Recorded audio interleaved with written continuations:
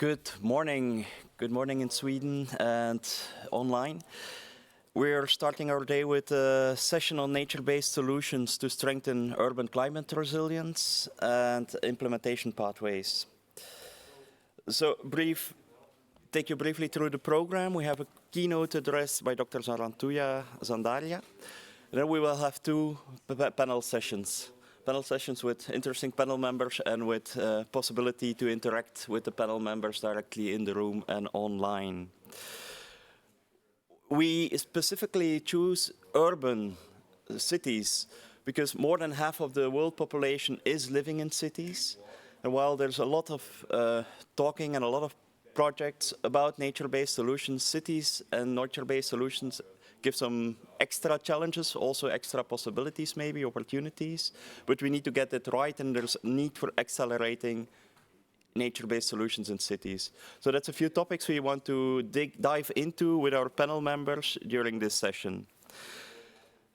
First, we would like to take you to Mentimeter.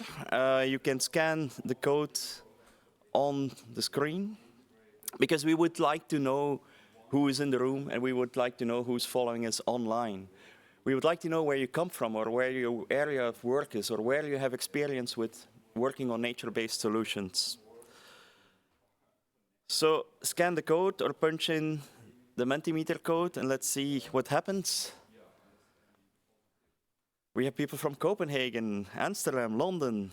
Oh, no experience, but maybe not living in a city neither. Also welcome if you don't live in a city. Boston, Den Haag, Atlanta, Ghent. Stockholm seems to be winning. San Francisco, nice. Welcome from Vancouver. Melbourne. So we have people from all the world.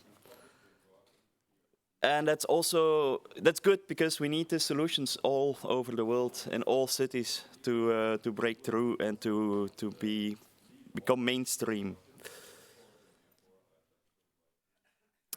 Okay, while people are still typing their cities, we will continue through the program. There will be more chance to interact with us later in the program. And I can, oops, that's not. Yeah, we will kick off with our keynote speaker, Dr. Zarantuya Zandaria, who is a program specialist at UNESCO's Division of Water Science and the Secretariat of the Intergovernmental Hydraulic Program, HIP. She leads and coordinates the IHP teams on water quality and water for urban settlements. And she also co-authored the UN Water Development Report on nature-based solutions for water. So Dr. Zarantuya, very nice, very glad to have you here. The floor is yours. You can use the clicker.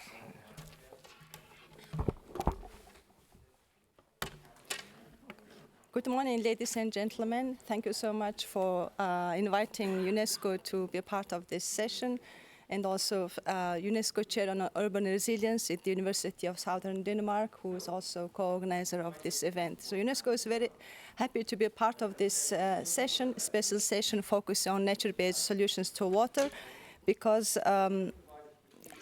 nature-based solutions for water-wise and resilient cities is one of the areas that has been identified by the Intergovernmental Hydrological Program of UNESCO, the area in which UNESCO should support member states in order to address global water challenges and support countries in the implementation of sustainable development goals and urban agendas. And we know that cities around the world face common water challenges, whether it's access to water and sanitation, or whether it is effective wastewater management and reducing water pollution, or coping with water-related disasters, floods, droughts, water scarcity, and we know that the growing number of cities are facing water scarcity, and this is going to increase in the coming years because of the global changes, including climate change and urbanization and population growth. And also, we also know that urban ecosystem health is one of the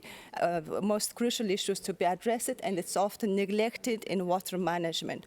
So there is really need to focus on how to address water issues in urban areas with all the means that we have, with all the technologies we have, including nature-based solutions, tapping the potential of nature-based solutions where the conventional water technologies fall short in terms of addressing the issues or bringing results that we expect. So one of the things we have to start is we have to connect cities with the nature. Of course, cities are not entities that are disconnected from this nature, and actually our perception of cities or our management of cities is often in disconnect with the nature. So just to start with, we have to connect the cities with the nature, because cities cannot survive without the surrounding environment and ecosystems. These ecosystems provide water-related services and functions that are really essential for cities in terms of providing clean water supplies or acting as natural water purification systems or mitigating flood risks, etc. Of course, they also bring additional social and economic benefits, such as green spaces or increasing the value of urban assets, etc. So how we can use nature-based solutions to address urban water challenges and to enhance the sustainability, resilience, and livability of cities. So this is the question. Of course, nature-based solutions is not a new concept. Of course, this has been addressed as a new concept in only in recent decades, in the past 20 years. But nature-based solutions have been part of water management in ancient water technologies since centuries or throughout millennia. And some of the ancient water technologies are still pertinent today, and they can bring very useful solutions to address today's global water challenges. So the question is how nature-based solutions can contribute to solving today's water problems. One of the questions that we ask first is, or also being of UNESCO, which is the UN organization with the mandate in science, is there enough scientific evidence that nature-based solutions can address today's water challenges? Of course, the first question is because we use natural ecosystems or we mimic their functions, we have to take into account local context, whether it's hydrological or environmental or local socioeconomic settings. And when we talk about nature-based solutions in general terms, we often tend to disregard this very specific situation. So what can work in one city or in one region may not work in other region or may even lead to failure in other regions. So we need to have more scientific evidence, research, and practical demonstrations and pilot projects for nature-based solutions which can demonstrate that they can work in different local conditions, in different regions, in order to assess their effectiveness and efficiency. We also have to have more research on applications of nature-based solutions in different scales. What may work in a smaller scale may not work in a bigger scale, because usually nature-based solutions require land, and some places may not have sufficient land to apply nature-based solutions. Here you see two different nature-based solutions, one in the winter or in cold climate, or one in a tropical climate.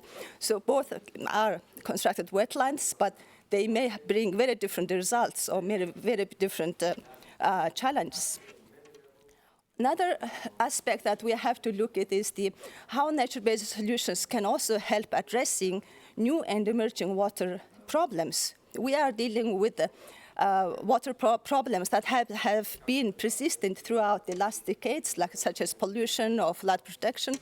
But we also have to deal with new problems, such as emerging pollutants or plastics. And UNESCO has conducted a case study back in 2018 in Ukraine on constructed wetlands, whether they can remove pharmaceuticals from wastewater, and it has proven that it can be very effective and it can remove many pharmaceuticals. So this is also an area we have to tap the potential of nature-based solutions. So then the question, I think this is the focus of today's session, is how to integrate nature-based solutions into modern water management technologies and policies. Of course, we have to consider and take benefits of both modern technologies as well as nature-based solutions, and how to integrate them where their application is the best suitable. Of course, incorporating green and blue infrastructure in urban planning and designing is something that we have to start with, because in most cities, the urban planning and designing is done in a way that is in a total disconnect with the nature or with the surrounding watershed, and, or even with the local social and cultural specificities. So, for example, just by incorporating blue and green infrastructure, we can reduce the investment into gray infrastructure to manage stormwater or to mitigate flood risks. And in most cases, the combination of gray infrastructure and green and blue infrastructure can provide the most suitable result, the most best result, and they can work together in a very nice way. So now the cities have to face with more pressure from climate change, and also the cities are the places where we have the losses and damages of impacts of climate change related disasters the most felt. And cities occupy only 3% of the Earth's surface, but in terms of the economic and social and human losses, they bear the most losses.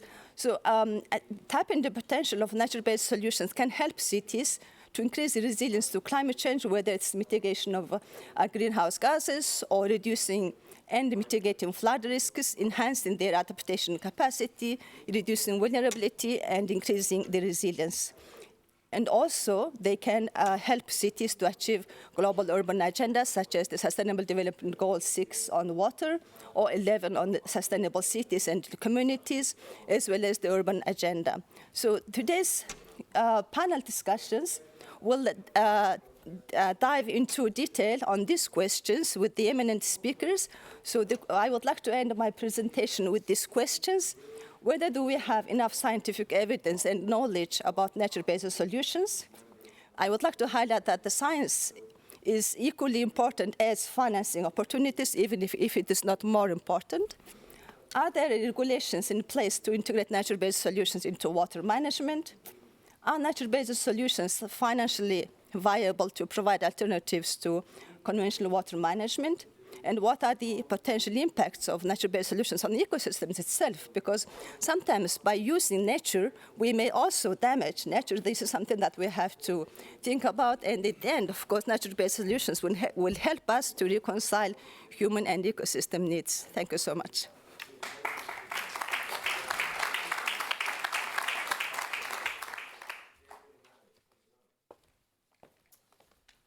Thank you very much, Dr. Sarantouya.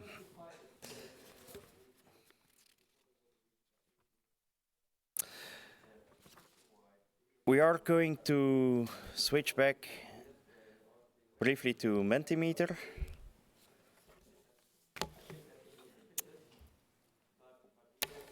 And we have another question for you, if it's trying to bring it up. Still questions coming, cities coming up, and there we have the new question.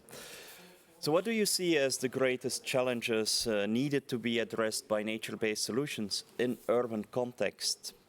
We've had a very good introduction and already some challenges that have been addressed. Further on in the panel, we're going to go deeper into this, but we'd like to know from you as well, where do you see, what is your experiences and where are the difficulties? What do we need to do different, better?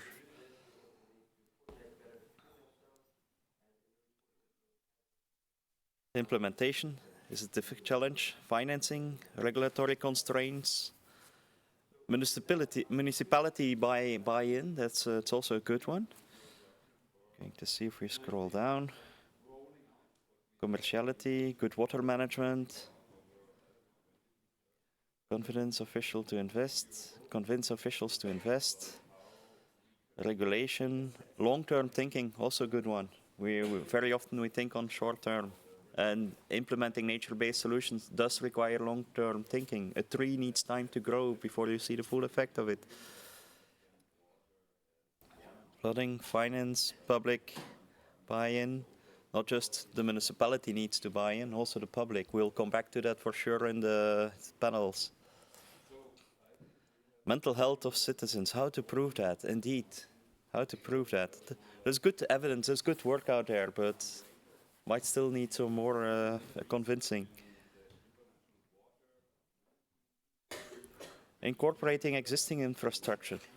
Do we only need to look at green or green-gray, combining? How do we combine that in the best possible way? Also something we certainly come back to.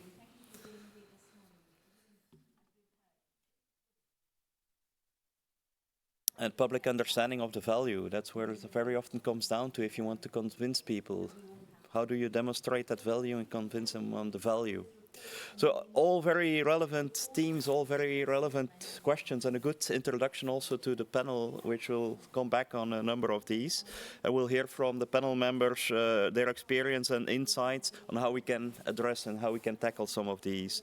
So it's my pleasure now to open the next panel, and I will invite our moderator, Amanda, who is country lead for the Urban Water Resilience Initiative and Senior Urban Policy Analyst working for WRI, World Resource Institute, in the team in Africa.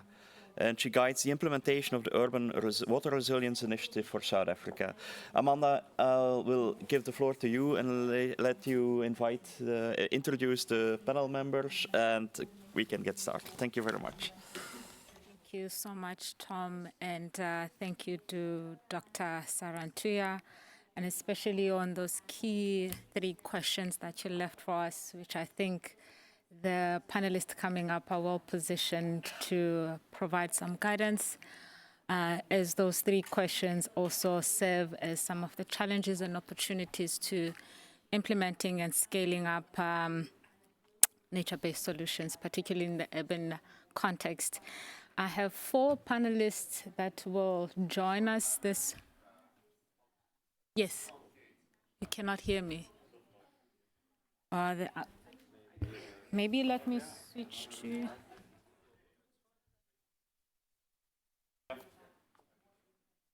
Hear me now? It seems to be fine with the others. Okay, so maybe there's something with your. Yes. Yes, without wasting time, I would like Jan Paris to join Craig Bill. We have Alberto Innocenti, as well as Dr. Nora van Koevenberg. Jan Paris is with Group Antea. He's been with them for 33 years as an urban designer. So maybe let's kind of like switch. Okay. Great. Yes. Yes, I can share the mic with some of you guys. Yeah. Jan Paris is an urbanist, and he works on also integrating some of the NBS solutions in some of the urban planning programs within Antea Group. He's a manager for the Belgian branch, and we're looking forward to hear some of your experiences, particularly how the urban planning community is transitioning from traditional approaches to more NBS incorporating approaches. Greg Bill is a senior researcher with Pacific Institute. He is also the CEO of the Water Mandate. Great, we're looking forward to hearing from you, particularly on how the private sector is embracing or some of the fears and concerns around NBS solution. Dr. Alberto, he's an assistant professor in urban resilience at the University of Southern Stockholm. He's also a deputy coordinator of the UNESCO Chair on Urban Resilience. So that question around science, backing up and knowledge in the space of NBS will be key insights from you, Dr. Alberto. And finally, we have Dr. Nora van Koevenberg. Dr. Nora is an associate professor in water and societal transition at IHE Delft in the Netherlands. And her main area of expertise is water and development, sustainable development to be in particular. Please help me welcome the 4 panelists.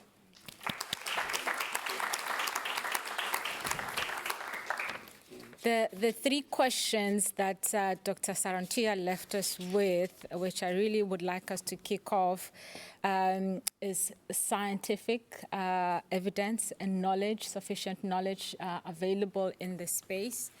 The second one was around regulations. Do we have regulations that help us to guide the implementation? And the third one is on financial viability of NBS solutions. So maybe starting with you, Jan, on knowledge and evidence, and this I will link to the academics on stage as well. Mm-hmm. In the private sector, in the urban planning community, what do we have sufficient evidence and knowledge that is helping us to plan in a way that is different from traditional planning?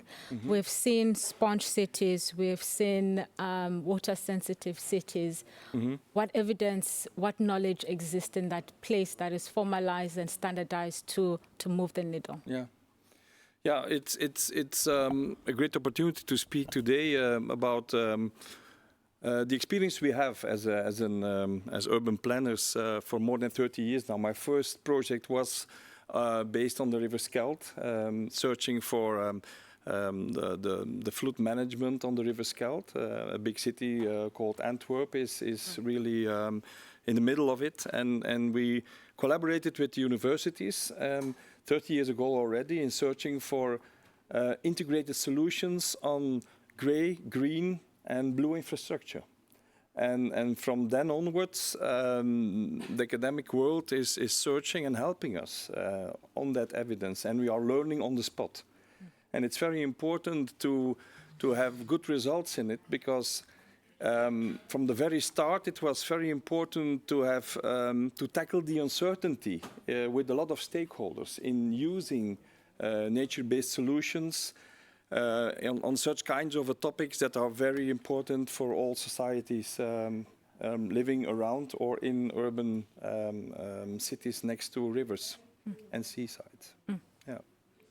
And thank you, Jan. And maybe just to jump to the academic world, Alberto, it seems there's a lot of learning on the spot. I would be keen to hear from you in terms of the research in the urban resilience space. What are some of the opportunities in terms of learning, in terms of designing approaches that are emerging for NBS in the urban context? I would say that from our side, in our research group, we work very much with many, through European projects with many companies. So we are always dealing and talking and making relation and linkages our expertise together with the expertise that is working on specifically in cities or with companies that they're working on that. So I would say that we also are, while we are designing solution, we have also to make space in the city. So also to reconnect a little bit with Dr. Sarantouya said, we have to bring nature in the city.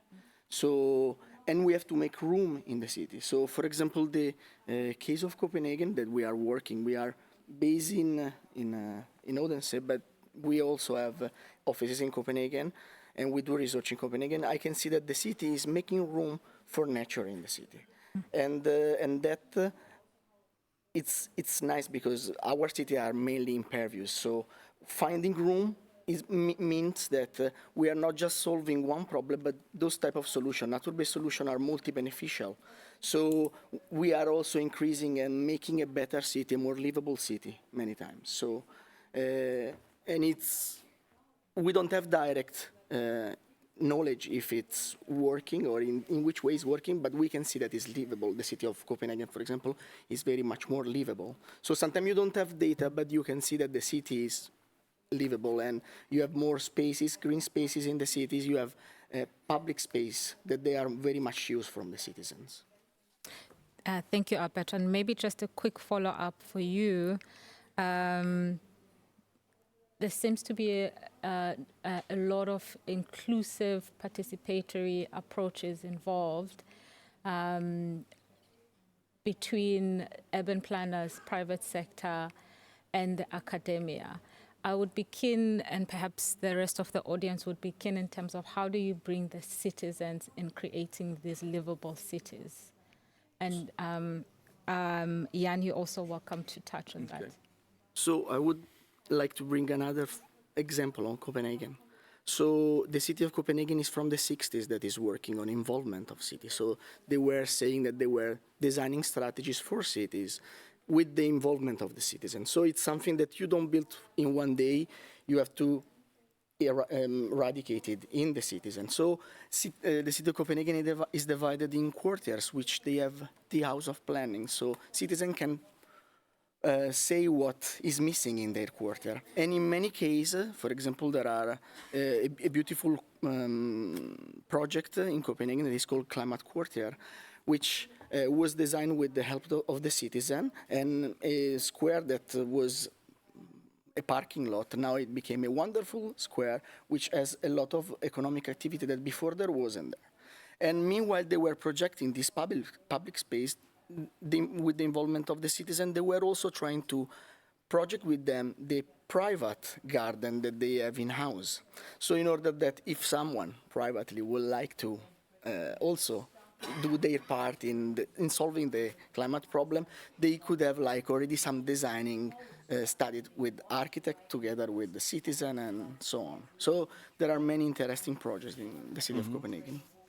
Okay. Jan? Yeah, we see the same in our projects all over the world, and it's quite important to have also a scheme on participation of all the stakeholders from the beginning of the project. Even in the feasibility phase, it's important to interact with stakeholders, with municipalities, with policymakers, because afterwards, we also have the experience that if you do not do it from the beginning, it will end up with all kind of trouble in getting the permits on the field and so on. So it's and we join with academic groups also on specialized on participation and involving stakeholders. Thank you both. I would now like to move over to Greg.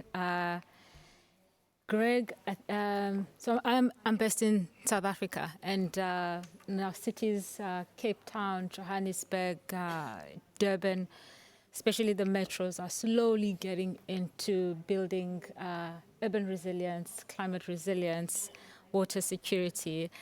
However, one of the key challenges still remains engaging with private sector and developing capacity within cities to build viable business cases for them to be able to engage with private sector.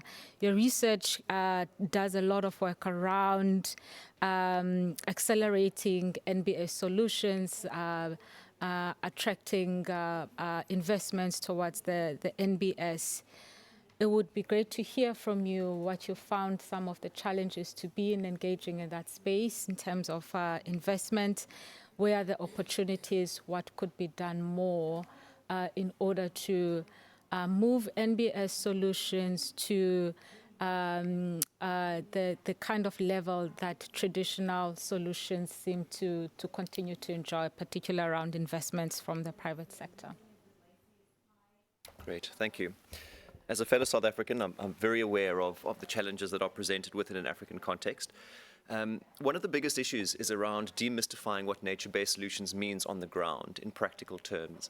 So we look at the opportunities that NBS can present from a multi-benefit perspective across water quantity, water quality, carbon, biodiversity, and socioeconomics. So we need to understand the multi-benefit approach that nature-based solutions can help address many of these societal and environmental challenges that present themselves in cities and then also rural environments within different geographies as well. So one of the biggest contexts within, well, one of the biggest challenges within the public sector is path dependency. So many of the policies that are written are informed by infrastructure and grey solutions. And we need to start shifting that narrative into grey-green opportunities, as well as green-grey or green-blue or blue-grey, etc. So it's starting to shift that discussion as much as possible. Where we're seeing the private sector step up is through public-private partnerships and their ability to be a little bit more dynamic in the way that they can shift funds to within green infrastructure investments, as well as support government in helping address SDG goals and address their various environmental and societal challenges. Some of the key opportunities that present themselves, the work that I'm leading through the Pacific Institute and the CO Water Mandate, is building the business case for nature-based solutions by providing a pre-feasibility tool that helps organizations that would like to invest in nature-based solutions to better understand the nature, the scale, the timeline of NBS benefits. So we have three key objectives. One is to identify the benefits that can accrue from different NBS interventions.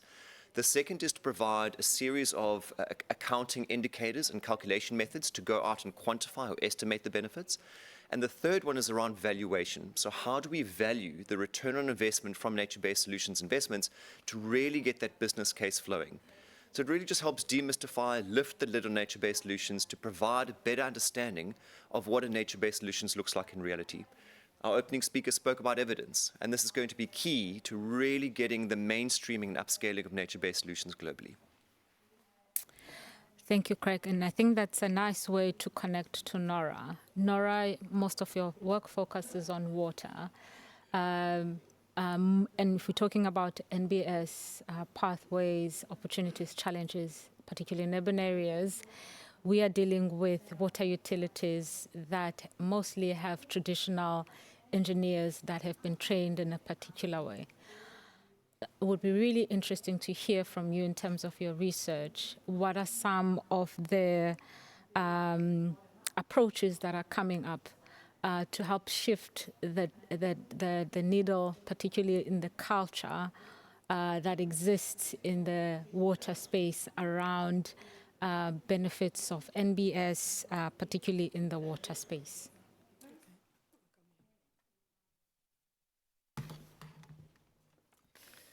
Yes, I think that's a very big thing, the cultural change, and one of the main differences in nature-based solutions compared to more traditional projects, and it's what Greg was referring to, is this multi-benefit or multi-objective character of the solution, which means that any one actor is doing something that they are not particularly interested in themselves. So to explain myself, if you put a nature-based solution somewhere in a city and you want to try to make the business case for the water operator, then an argument would be, okay, you install so many square meters of green roof, you're going to buffer this high rainfall event, and that will make you be able to still operate your drainage system. You don't have to dig up the street and change the size of the pipe. That's a very compelling argument, right? But what we have learned through different case studies is that actually the business case cannot be built just on the one objective. And so nature-based solutions are only more effective or more cost-effective than traditional gray solutions if we look at the multiple benefits of it. So the cost-benefit assessment is becoming positive when you add up all the different benefits, but not just based on the one benefit. And that is a key issue that why one actor will not want to necessarily go for it, because the numbers don't add up for them. Yeah? So it becomes a multi-actor question, and that means that you have to talk to people and you have to find a way for them to be able to collaborate. So there's a lot of very interesting work being done on blended investment, where people all find a part of this business case, they find a part of the return on investment. But this is not how cities work, right? So cities work in silos, and if you come to them with a multi-objective solution, they think, oh my God, now I have to talk to this other department. This is going to be a headache. So there's a lot of work to be done in the participatory processes. I think this has been mentioned before.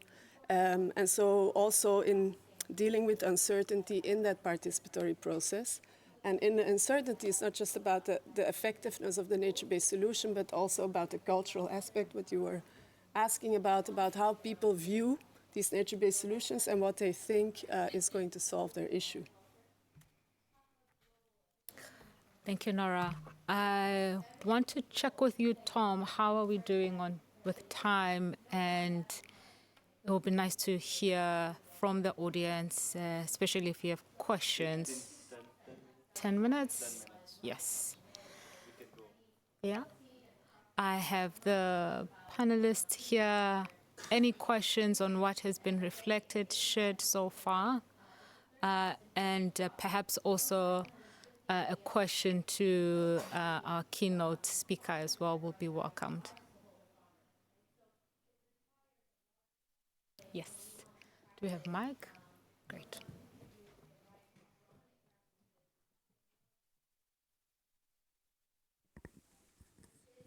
Thank you very much. My name's Ed Mitchell and I run an organisation called What's Up? Water and Sanitation for the Urban Poor.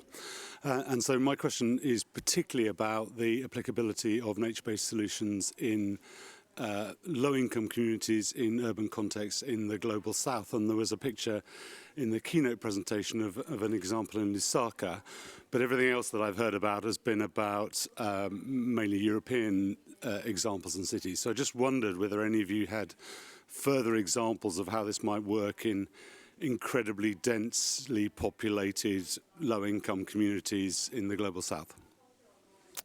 Thank you.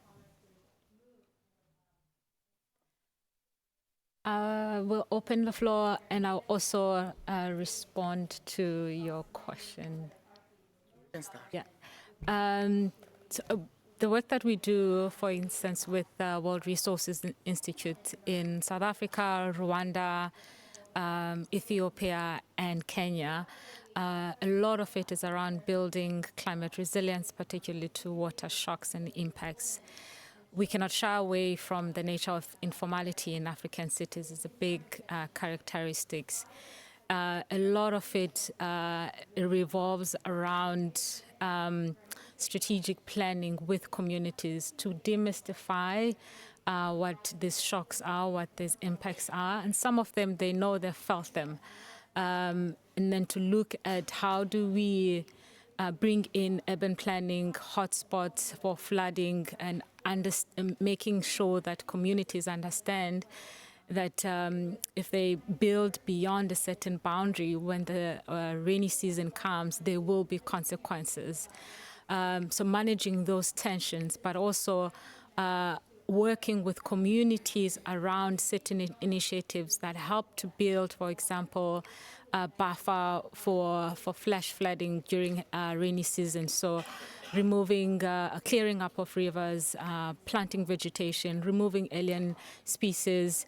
We've seen a very successful project in Durban, which is the eThekwini municipality, around transformative riverine programs, specifically working with low-income communities that live along those river banks to manage that system, and equally setting up an information sharing, be digital, be also verbal, in a way that when these shocks and these threats do take place, communities know what to do, as well as they can anticipate that in this couple of months, this is what we are expecting to do. So trying to bring an NBS solution, but also talking about it and demystifying it in a way that makes sense for communities has been our approach. What the challenge is, most people that move to informal settlements or make up population of informal settlements residents are mostly people from rural areas that have migrated to cities for economic opportunities. And often they don't have resources to move to safer spaces to live. So managing that tension between informing people that you cannot build your shack here versus them taking a risk that I will live here for a couple of months and then evacuate for those rainy season continues to be a tricky challenge. So ultimately, I think it's about engaging with communities, engaging with municipal planners, understanding what opportunities are for building NBS within that context without threatening their livelihoods. Alberto and then Yeah. Craig. So I will not answer you directly because I don't have a case studies there. I never did. But we recently won a project which it's related to our mandate as a university to teach, to share knowledge. So we, together with the Danida DFC, the Danish Fellowship Center, they are bringing like 25 practitioners from Global South, from Africa, from Asia, from Latin America, and they stay 3 weeks with us at our university, and we have this 3 weeks intensive course which we teach them our expertise to them. And the whole idea is that they will come back and they will be agent of change. So when they come back, they will bring knowledge in their office in order to developing nature-based solution. So I don't have a specific case, but I think it's something that we are very keen to share with them, our expertise. Just to add very quickly, I think one of the key things that we need to understand is, as was seen in the opening slides, 2/3 of the world's population is going to be urban by 2050. And probably about 1/3 of those will be living in social economic conditions that are, we quantify as poor or low economic status. Throughout the world, these effectively poor or vulnerable communities tend to land in areas that are unproductive, they are swampy, they are desertified, etc. So it's how to adapt those landscapes effectively. As you've rightly mentioned, land is an incredible limitation within these areas. We look at examples from coming out of India, coming out of South Africa, etc., where they're starting to look at using decentralized wastewater treatment works through nature-based solutions. Because these wetlands are already there, for example, you cannot build on them. It's just impossible to live there. So let's try and utilize those spaces in a way that makes sense from a wastewater treatment or a water treatment opportunity. It's not a green solution that is a silver bullet at the end of the day. They often come with some trade-offs at the same time. We're seeing an increase in waterborne diseases, in mosquito-borne diseases as well. So there have to be ways to mitigate and offset these negative trade-offs as much as possible. The evidence base is improving, so I'd love to connect afterwards to maybe connect the dots with some of the opportunities that do exist out there. Thank you. Any other question? And maybe do you have questions from our audience online? There's a hand, there's 2 hands, 3 hands.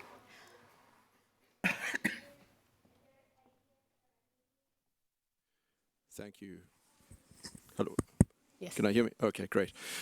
Garth, also from South Africa, representing National Business Initiative.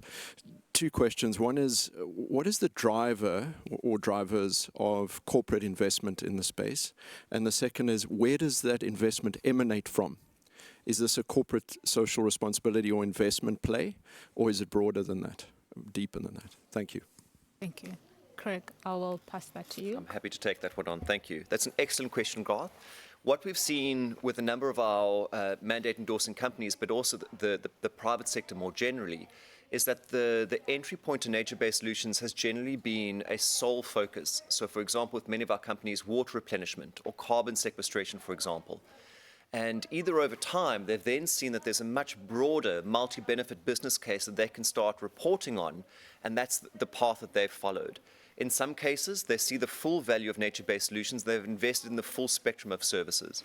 I see a number of corporate partners in the room as well, and they can each speak to their own entry point. I've seen some water replenishment, some water quality, some carbon examples in the room just today. I think where you talk about what is the value add of this, the budget's often coming out of specific departments, either water or carbon. The ESG budgets are really key here as well, so the environmental social governance budgets. The key driver here is often from the CEO or CFO at the same time as well. So as soon as you have buy-in from the top, from your C-suite, we seem to see a far greater trajectory of NBS investment at the end of the day as well. Nora? Yeah, and I would like to add to that, for example, I'm also here representing my non-academic activity with Beta Green. It's a startup. We're working on a platform to look for how you can design nature-based solutions in cities and also build a business case around it. And we're starting to work with the real estate sector to find actually a source of funding that is not ESG related as such. And for them, we are seeing that the business case is, for example, the temperature reduction that they can achieve around their assets. or the insurance, the lowering of the insurance premium because they can show that there is less risk for flooding on the asset. So more and more we're moving out of, let's say, kind of the corporate social responsibility budget because they are very limited, right? We cannot build at scale with those kind of budgets, so we have to find a different kind of angle. And we're seeing quite some traction there that people are interested in using also green infrastructure as part of the development of the asset or around the asset. And typically, I think someone gave the example of Alberto of changing a parking lot. Yeah? So there's also a lot of opportunity there of looking into the mobility configurations in cities to find for different sources of funding that can scale better. Thank you, Nora. We had a question. Yeah. Third row.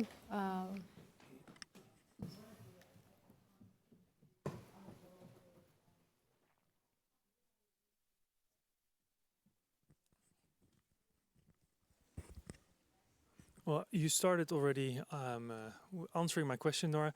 I'm Geertje van Dijk. I'm from Wavin, and we typically see actually two things that you said, Greg and Nora, is we need to shift from grey to grey-green or green-grey, but typically those are siloed parts of the organizations and how to combine those. And I'm really curious, you really put, I think, there a very interesting topic on the table, something we really need to solve, but how? And that's actually my question. How do you see this also, especially at the governmental side? Because you already indicated on the private sector, there are some incentives to start doing it, but how do we get governments, municipalities to really move integrating grey and green?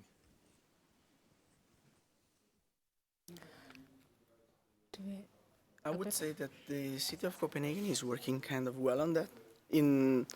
Since that, for example, for every nature-based solution that is built in the city that is inside the cloudburst plan, it's been the municipality made a special regulation, which part of the nature-based solution is built from the water utility, HO4, and another part that is more related to livable cities, place to stay, is designed and is paid from the municipality. So the municipality is trying to work together with the different public-private sector while they are working. And another thing that we don't have to forget is that when we are designing a nature-based solution in a city, we have to really be attention of the local characteristics, in the urban fabric of the city, because a solution that you can put in a city center will be different than one that you put more in the suburbs. So Copenhagen has a very different typology of solution, and there are some that they are more green and gray because they are more in the city center. So we need specific solution in order to counteract events. And when they have more open space, there are more like really nature-based solutions that they are completely nature. So there will be also always to have like a designer to understand this different relation in between. Thank you, Alberto. We are out of time and would like to encourage that maybe afterwards, while we break, those who still have further questions do engage with the panelists. Thank you, Alberto, Jan, Craig, Nora. Thank you.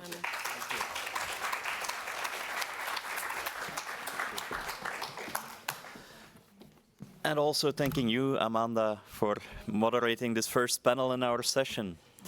So we addressed already a couple of difficult points, and I particularly like the question of the gentleman about how do you do that in these poor areas, very densely populated areas. I think there's still a lot of challenges and a lot of ground to be covered there, because indeed a lot of the examples are in cities with probably more capital, more wealth, where there's already a challenge of implementing that. So let's focus on that as well. Before going to the next panel, we go back to Mentimeter, and I'll try to see if I can get to the next question. So what mechanisms, approaches, and policies do you feel are needed to enhance nature-based solutions uptake and mainstreaming in cities around the world? So in our next panel, we will also go a bit more into the policies and the finance. We've addressed it a bit already in this panel, but we'll go further in that. But we'd like to hear from you as well on those mechanisms, approaches, policies. We've already talked about the fact of the value of nature-based solutions is in the multiple benefits, but we are very much organized and thinking in silos. How do we overcome that? That can be one of the aspects that we need to address when you think about policy, about planning mechanisms, but also about finance.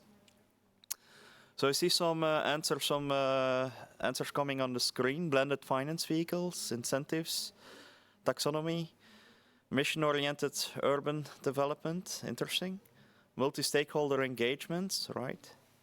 Co-creation, also a very good one. Digitalizing knowledge, local knowledge. I invite our panel members as well to look at that. Maybe we can come back on some of these.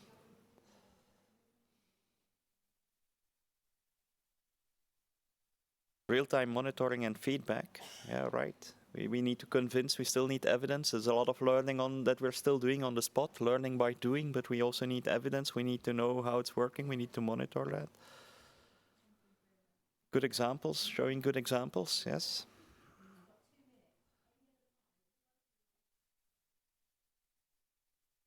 Somebody's putting up a phone number, I think. Who's that? Raise your hand.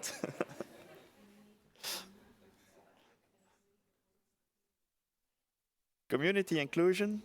So definitely community inclusion, getting municipalities on board, buying in from municipalities, what we had already before, but also communities. I think with these answers, we'll switch back to the session, and I will invite our next moderator and panelists. So, Dr. Akilo Fikre-Selassie, please join me.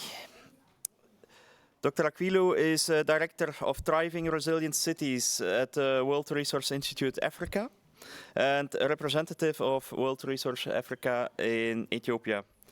Prior to joining WRI, he spent 7 years as Program Manager of UN Habitat and has been working in a number of other international positions as well.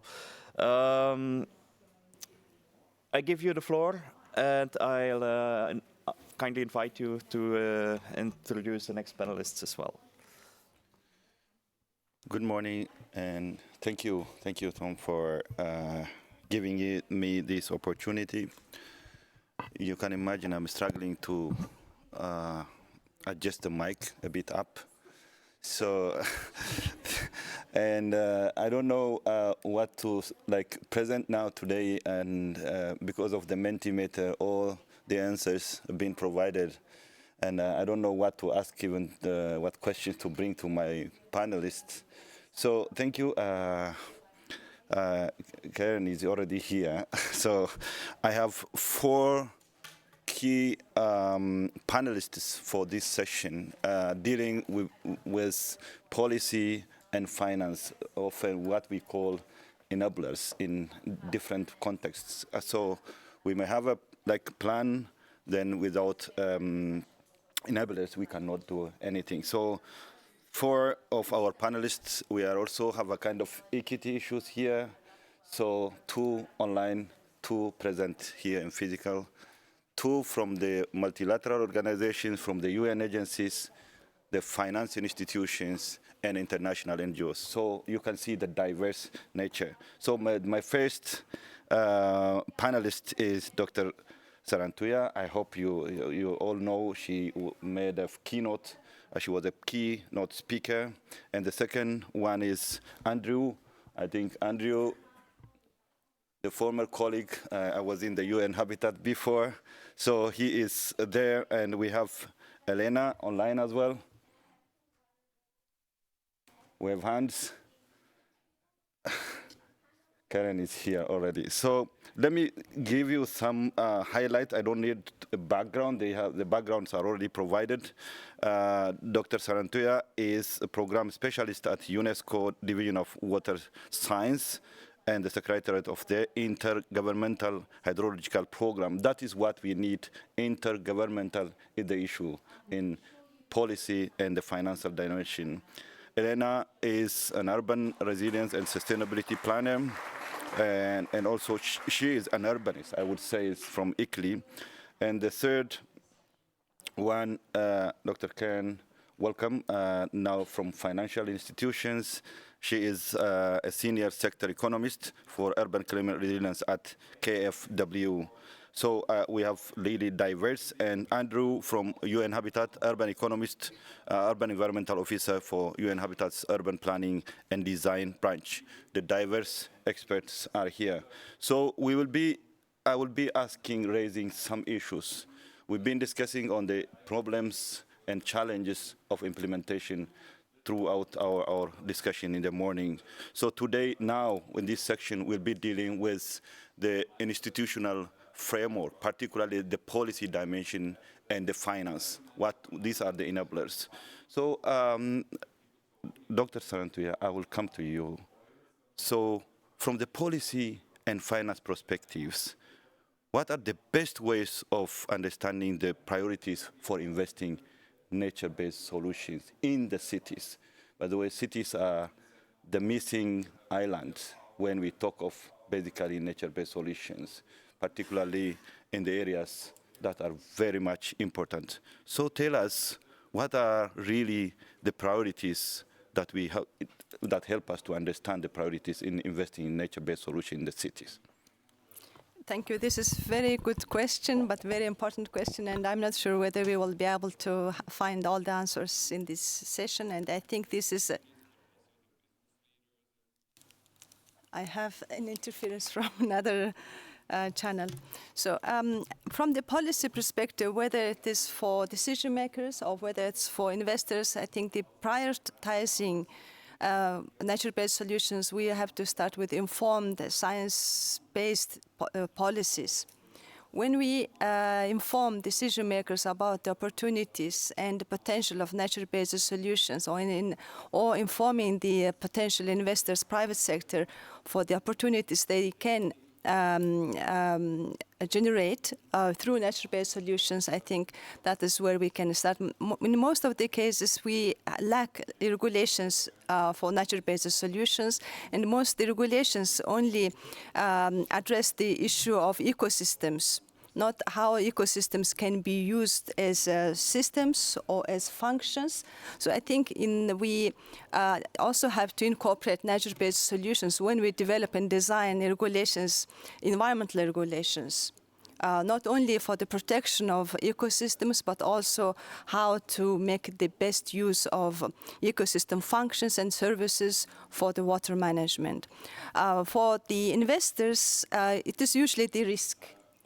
When they have regulations in place and when they have some scientific evidence or pilot projects that these solutions can work in certain contexts, I think the risk for them to invest in nature-based solutions becomes less, and there are more opportunities for investments. And one of the examples which was addressed by the panel speaker about the blended finance opportunities, I think that is one of the opportunities when also the public sector comes in as a partner in the solutions. The private sector risk is somehow lowered, so there is lower risk than the fully private sector investment. Another case is also we, in the policy development, we have to, from the beginning, involve all stakeholders, because the main beneficiaries are not only the cities, but also the citizens and the nature. Nature is also benefiting from nature-based solutions. So we have to, from the beginning, involve all the stakeholders, not only the cities, not only the investors, but also the beneficiaries in the design and the decisions to implement the choice of the solutions, whether it's gray or gray and green or gray and blue. So I think that is when the risks become less and policies will be much more in line to the local needs and priorities.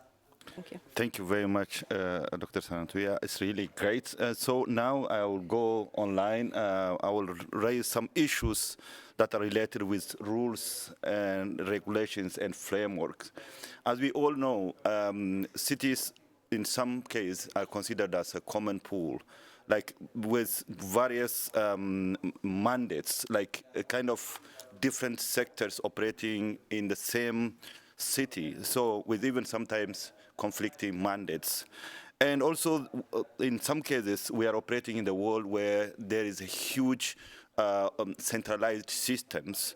So let me start from Andrew. I know that UN Habitat is very much into the rules and regulations while operating in the cities. So let me start with you, Andrew.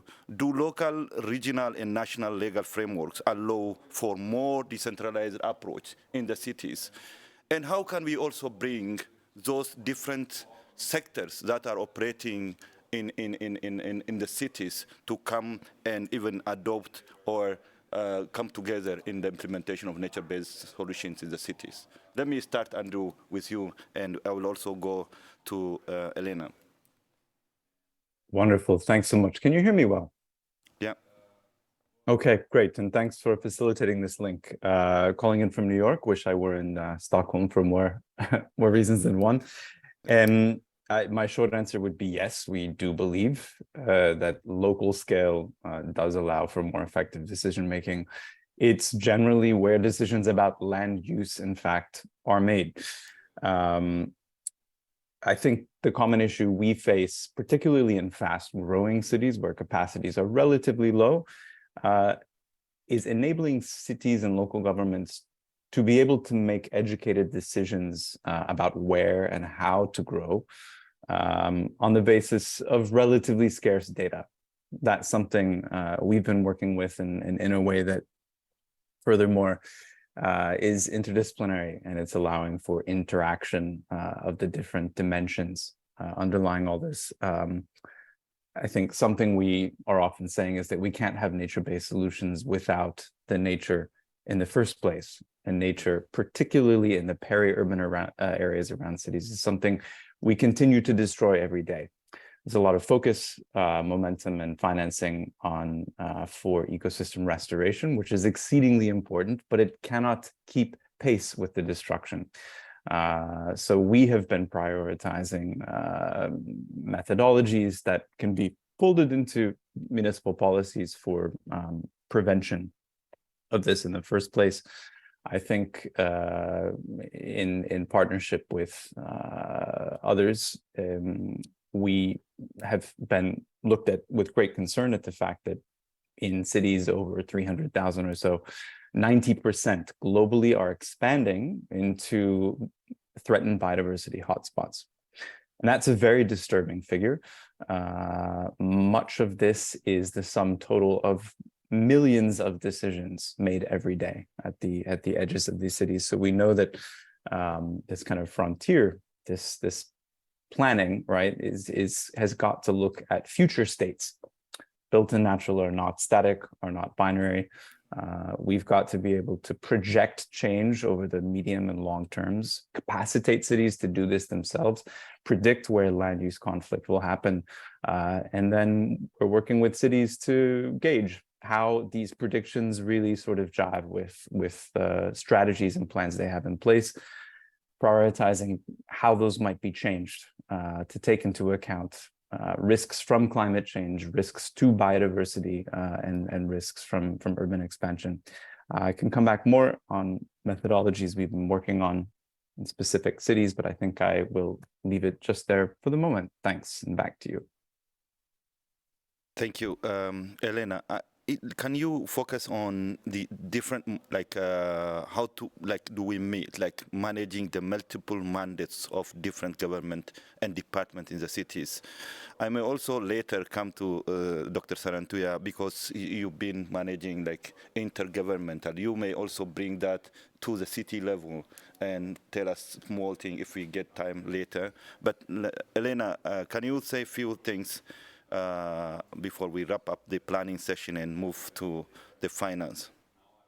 Yes, absolutely, and thank you very much for having ICLE Europe also in this panel.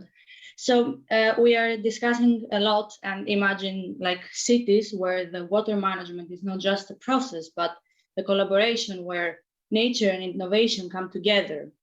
So that's the vision that we are aiming for the cities through the co-design and implementation of nature-based solutions. So as we discussed, our resilience journey starts with the stakeholders. These are the core of our efforts. So I'll just bring an example here from a stakeholder engagement framework that we have developed through the Multisource, a European funded project that we believe that has been instrumental as is being tested and implemented in 7 European cities, along with their pilots that they're developing. So this framework is not just a plan on the paper. We see it as a commitment to engage the communities and the stakeholders from the outset. So this framework has enabled to align the vision, the aspiration, but also the needs of different stakeholders, ensuring that we take into consideration their insights and their needs so we can develop nature-based solutions that are specific to the context. So leveraging and using such knowledge, we are developing solutions that are tailored to the city's knowledge, but then we also leverage the knowledge from the technicians, their expertise, but also the local knowledge. We also want through this framework to integrate governance frameworks and also to integrate business minds to achieve impactful outcomes. So it's important to understand what is the context where we are going to engage stakeholders, which are their needs, who are these stakeholders to engage, and then to define a tailored strategy for that. So we have different case studies from Europe, for example, where we see in Paris, where through the ReGreen project, the power of educating not only the citizens, but also the decision makers. By imparting the knowledge of nature-based solution on how to design and implement such solutions into the city, it empowers and integrate these solutions into urban planning effectively. And this is not only about how to design the nature-based solutions, but also how to maintain them in the long term, which we know that this is one of the key challenges. Finally, there are different platforms such as Network Nature that play an important role. So these platforms offer the space for collaboration, to share experience, but also build capacity, to exchange knowledge across various cities and regions, not only within Europe, but globally. Leveraging such platforms, we can gather insights on nature-based solutions and implementation, lessons learned from implementation, and that can support us to tailor engagement strategies, and we can maximize the participation of stakeholders. So I would like also to leave it here. Thank you, Elena. That's really great. And I'm really glad that you mentioned the planning perspective of it. That is where it starts. And also the concept of what you said, city and its region. So without ignoring the city as a whole and starting from that planning perspective. So when we plan, we should not ignore the equity and social justice dimension. Elena, I'm coming to you. So how can we really have that center in the whole planning and implementation processes?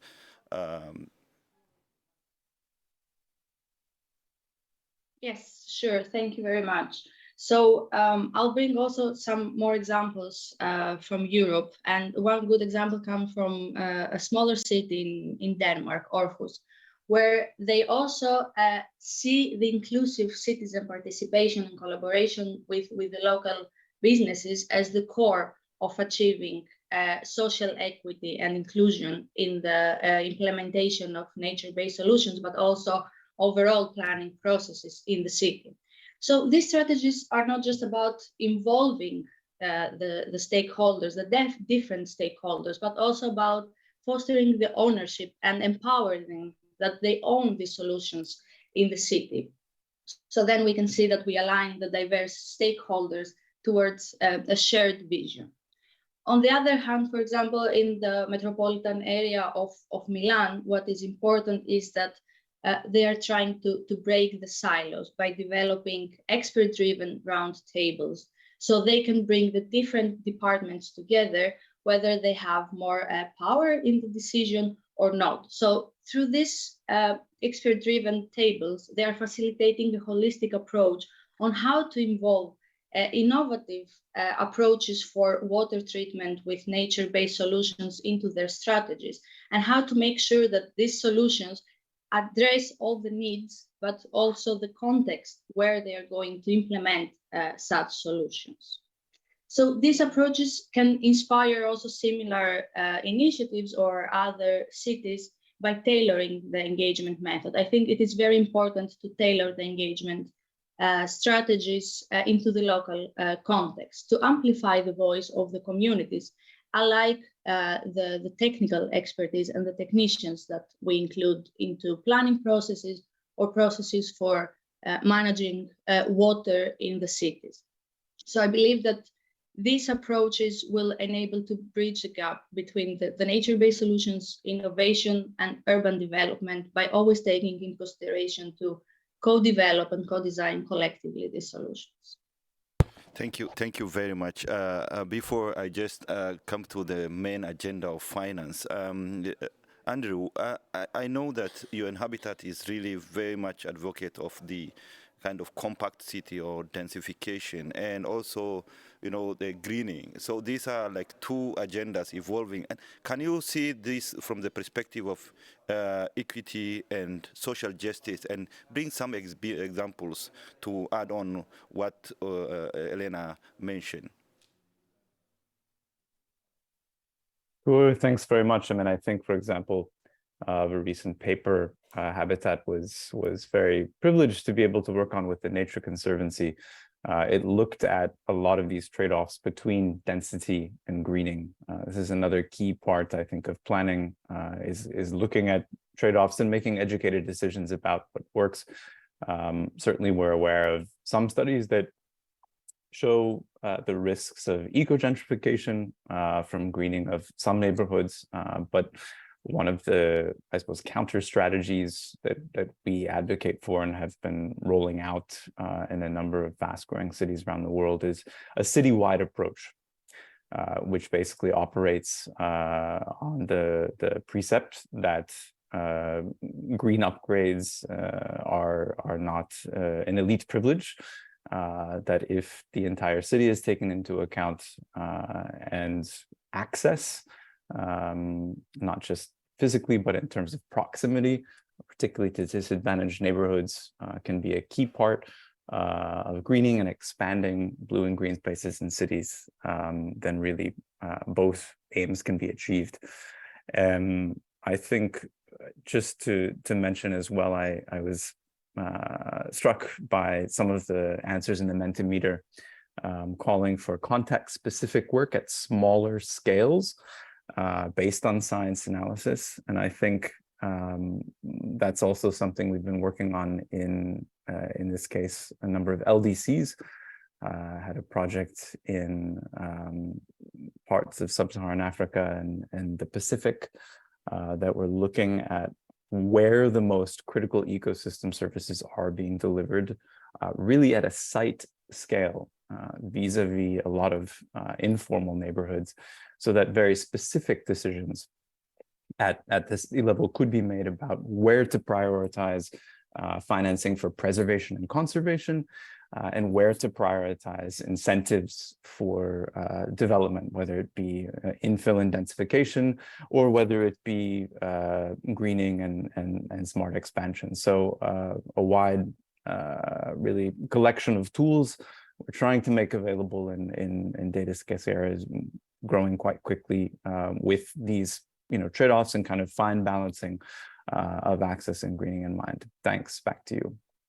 Thank you, Andrew. That's really great. So now, Dr. Karen, I'm coming to you now. We are in the States, the urban system and the whole financing mechanism following the usual, the grey infrastructure, the simplest one, which has been invested a lot. We are in that kind of situation. So while we are there, so what do you think are the biggest challenges for then financing nature-based solutions? And how can we really overcome those? Yeah, thank you very much. I must perhaps add, coordinating so-called Urban Resilience Lab in KfW. Our interest is to drive forward innovative approaches to urban resilience, and nature-based solutions are one important aspect to that. So we look into this aspect from a climate adaptation perspective and come from the risks. So this is like the center of our attention. What we realized, I mean, a number of aspects have been mentioned, and we've had them on the Mentimeter, we had them already in discussions. Let me highlight a few things that I believe are the most important barriers that we would need to overcome from a financing perspective. Number one, as was mentioned before, we have certain path dependencies when it comes to the expectations of our partners to invest in grey infrastructure. So there's a huge demand for that. There's less demand for nature-based solutions. And that is a problem if we want to promote these innovative approaches to urban resilience that are focused and centered around nature-based solutions, where green and grey infrastructure and blue infrastructure are being combined. And why is that the case? I mean, one aspect that I believe is quite problematic is that it was also mentioned before, the value of NBS are not properly understood yet. That's number one. But the other thing is also that you must see this from a political perspective. If you finance a grey infrastructure project, it's very visible, it's very tangible, you have an immediate effect, and you don't have this long-term waiting, so to say, until the tree has grown. I think we had this picture already before. So also this is like, in terms of the politicization of urban development, this is an effect that we must not neglect and bear in mind. And then in addition to that, I would also say an aspect that we from a financing perspective find extremely complicated to manage is the institutional setup. It's a hugely complex setup of multiple actors with various mandates. Each and everybody would also come in with an own political agenda, and to put them together and to mediate that. So you need strong political leadership to bring these different perspectives together. And then from a financing perspective as well, we work, as you know, we are not implementing, we are financing. So we need a project executing agency that would also have a certain mandate to go into this multisectoral aspect of nature-based solutions. Then we also see, I mean, we have differentiated standards in the partner countries in which we work, standards for infrastructure that are centered, we've also mentioned this before, policies, standards that are centered around grey infrastructure. Again, a path dependency that we need to break, and it's very complicated to come in with nature-based solutions in this regard if we need to speak to the standards of grey infrastructure. So there's a huge a gap of bringing these aspects together. And then one aspect that I really like to highlight here, because it was also mentioned before, and I think it also goes into the direction that we had earlier, how can these nature-based solutions function in the context of the global south of our partner countries, where we have informal growth that is going and leapfrogging into these areas, mangrove areas, wetland areas, and what have you, because the market, the housing market works as it works, and we have certain exclusion mechanisms. We need to make sure that there's a sustainability of investment. And it's very, very difficult to invest in the protection, for instance, of a mangrove area if we know that there is a lack of a management plan later on, or that it's very, very difficult to ensure that there's not informal settlements coming in later on, or there's a cutting of mangrove trees for firewood purposes. So this is a considerable challenge also to the municipalities and our partners to make sure that there's a sustainability of this investment and to have the required resources and competencies in place. to work with the reality of informal growth. So how do we deal with that? Lots of barriers. I can perhaps, one aspect that talks perhaps to creating or encouraging cities to involve nature-based solutions, to integrate nature-based solutions into their thinking and planning is what, for instance, we're doing in one of our partner countries, is to say, well, we create, so to say, a funding pool where cities can apply for funding and they get funding with if they fulfill certain criteria. And the criteria would, for instance, be speak to, with your investments and infrastructure, to a certain climate change risk, so that you help reduce the risk in a city with this infrastructure. Nature-based solutions can bring a huge benefit to that. And we can also encourage through these challenge mechanisms and application mechanisms to say, well, think about nature-based solutions as well. We combine that at times with accompanying measures where we also assist municipalities in their planning, in their advancement and preparation of climate adaptation measures, so that also a technical assistance can be provided in addition to the finance, so that they can set up and plan these projects appropriately and think of nature-based solutions as well. But I must also add, I've been a bit critical on this. We have successful projects in the Global South, in our partner countries, where nature-based solutions are integrated, which are highly effective, in particular when it comes to managing flood risks, and also a risk that that is much more on the agenda, and where we are much more aware of also in the European context, is of course heat risks. A nature-based solution, and this is also what we highlight in the conversation with political partners all the time, is that you have to think about these multiple risks of climate change that are visible in the cities today, that are going to increase in frequency and intensity.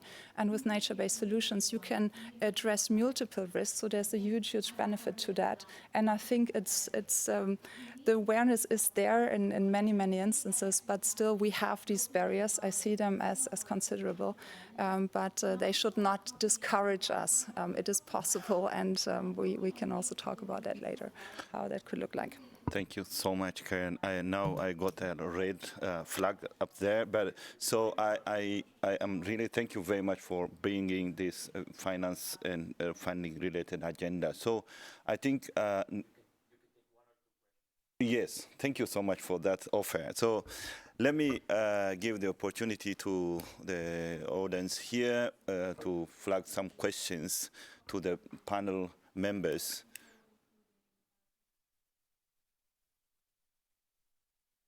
If there is no question, it means there is no need for finance or there is a question. Policies. Okay, go ahead, please. So there has been a couple of questions online. One of them is from Jason Mingo. Is the need to propose the way that cities function needs to radically change in response to the radical impacts we are going and currently face with climate change? And also, I have a question from Naima Ali. Her question is, during your line of work, how difficult it is to make decision makers and investors understand the value of nature-based solutions, considering the nature of some of their benefits which cannot be quantified easily? Thank you. So there are two questions, and then I hope that would be, there is no question here for the from the participants. Dr. Saratuya, you want to take one? Yeah. And so I'll take the second question about how to convince decision makers about the benefits when the values are not monetary or not immediately visible. Well, and also to one of your first questions about the policies and the decision makers, we talk in general about decision makers, but we have decision makers and policy at different levels, local government, regional government, and federal government. And sometimes the decisions involving water management in cities can be taken at different levels. So we have to bring together all decision makers or governments at the same table to address and talk about the solutions.